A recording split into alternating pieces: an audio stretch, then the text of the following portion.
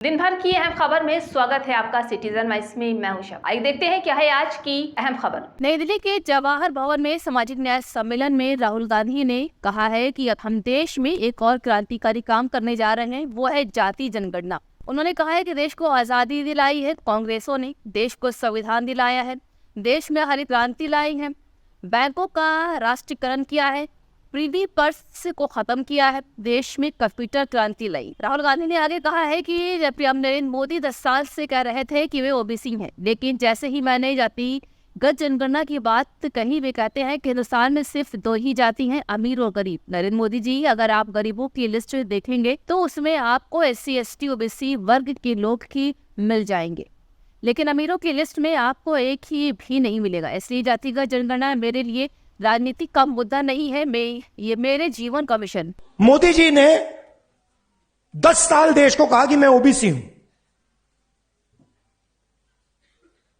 जैसे ही मैंने एक्सरे की बात की, जाति जनगणना की बात की, नरेंद्र मोदी कहते हैं जाति नहीं है।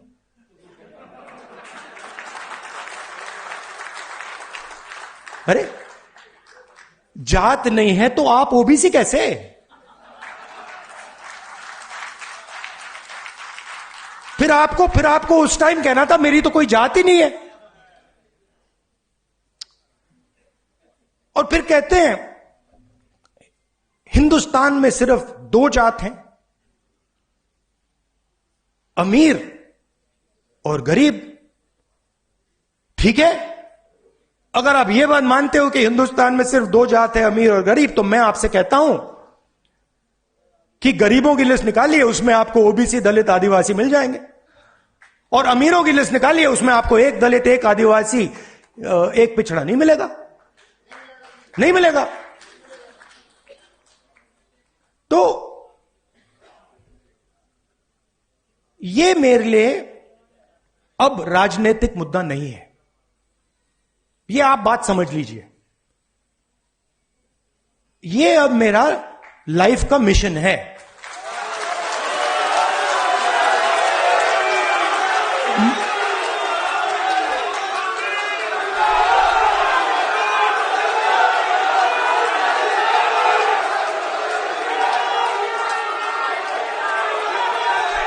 तो थी आज की अहम खबर। ऐसे ही ताज़ा खबरों की अपडेट के लिए जुड़े रहिए हमारे साथ सिटीजन वाइस पर। हमारे चैनल को लाइक, शेयर और सब्सक्राइब करना ना भूलें।